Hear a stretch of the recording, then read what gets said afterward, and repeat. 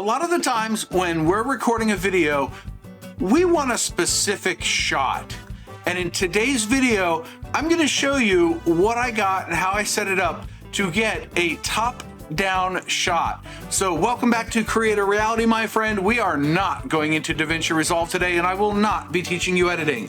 What I am gonna show you is a little bit of kit that I picked up. I bought everything on Amazon, as usual, so that I can get a top-down shot so that my product unboxings and anything else I want to display is going to go to the next level. Oh, I'm so excited. This is like years in the making.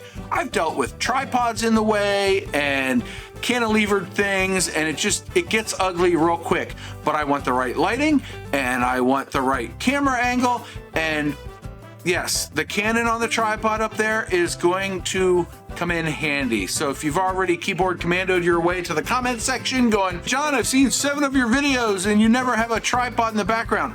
Let me just tell you, my recording space is limited. It is this 10 by 20 glassed in porch on the back of my house.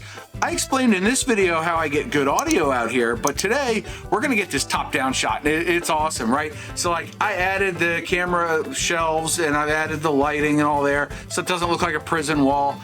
But let's go, before anything, you know what? Let's just go look at this setup, all right? So yeah, don't mind the clutter. You're not gonna see it after this video, but look, I've got a TV back there and I've got my workbench, and who says I don't use my Sony anymore? It's right there.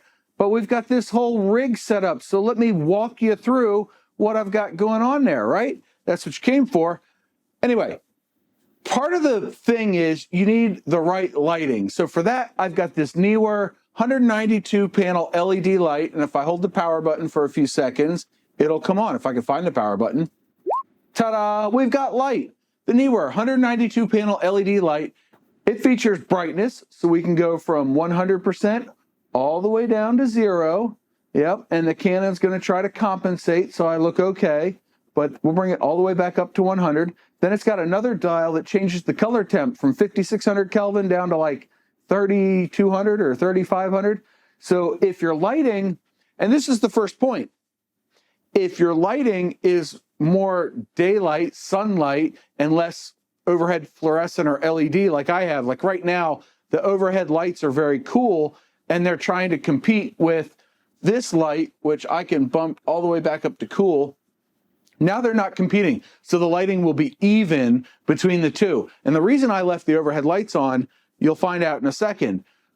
In addition, we also have the power button, and it's got a battery. So here's a clip. I can use it in my trailer on a tripod to add lighting to another spot. And it's supposed to give you an hour and a half of runtime on the 8,000 milliamp hour battery, whatever it is.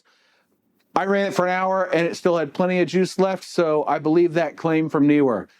The next thing I did was to get the right camera angle. And to do that, I've got this Neewer overhead camera rig. And I'll leave Amazon links below, of course, affiliate links, yada, yada, help out the channel. Actually, in reality, if you do want to buy this stuff, buy it with the affiliate links. I thank you in advance. I really do. It helps keep the channel going, helps me keep buying new gear. So I can run through all the testing and then you just benefit from all of that. So anyway, this is the overhead camera rig. Now, here's one of the cool things. With this bright light up here, you expect some shadows. But if you look down here, there's like no shadow, just underneath my arm. Well, if this arm here were straight across, you'd have a line right across your workbench. So this 3-piece arm actually helps prevent shadows from reaching your workbench and the thing that you're trying to show. So the kicker with this one is, this is a Falcam F38. I did a review on that over here. Go check that video out after this one. You'll see it in all the details. But it's a quick release system. It's metal. It's great. I've got one on the bottom of my Nikon, my Canon, and the Sony. But for today's video, I want to put the Nikon up here, and I've got it just this ball head on the end facing straight out, right? So all I have to do is push the button, slap it down, and then my camera's on. If I half press the shutter button, it comes up and I can see that I've got audio and everything else, and I'm good to go. Now, if I want to zoom in a little bit, because in this camera angle, and you know what, we're just going to hit record, and I'm going to put this picture in picture or something. You can see right over here that we've got our table mount. And my workbench is not the best, so you're going to want to kind of be careful of what you're doing touching the table, because you can see it's rocking right now. But if you wait a couple of seconds, it's going to stop. So we have our lighting. Lighting's important. The lighting looks good. We have minimal shadows because we do have the overhead lights. I'm trying to point over here, but we have the overhead lights, which is minimal. And if I wanted, I could boost up my softbox to get rid of some more shadows. But I think it adds a little bit of character. Plus, when you're trying to show somebody something, as long as you have it fairly flat, the shadows don't really matter. I mean, look, there's very minimal shadow in this picture.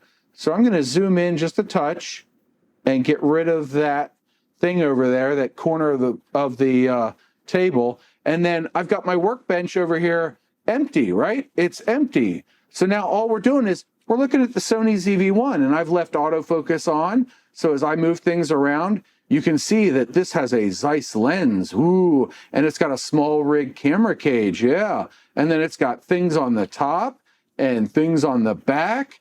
And if I rotate it, I can open the flippy screen. And this is one of the huge benefits that I've found from using this. And I've used it for a few things, like my Pocket 3 that I still need to do a review for. I don't need to, but I want to, because I like sharing new content creator gear with you. So if you're learning anything, boop the like button. But really, and I'm talking really fast for 11 o'clock at night.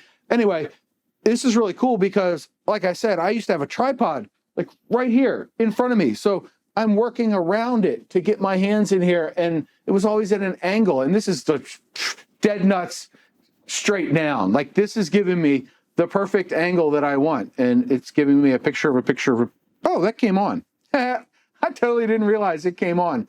The Sony has a fixed lens, by the way, and you can zoom. Look, yeah, the zoom and zoom back out. Look at that. Isn't that neat? So that is the Sony ZV-1. That's our prop for today. And I'm standing right in front of here, and I've got all this movement without mucking anything up. I think that's pretty cool. Why am I at f3.8? Oh, because I zoomed in. Anyway, there we go. So we have three things involved with this. It's that light, the camera rig, and the Falcam F38. Now look, you're probably asking, isn't this stuff expensive? And it's not.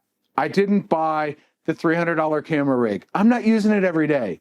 I'm buying things that fit my budget and fit my use case. And that's it. And that's all I ever recommend from anybody else is stick to your budget and stick to your use case. If you're going to use it once a year, maybe you have somebody else hold the camera or you cantilever it like I did.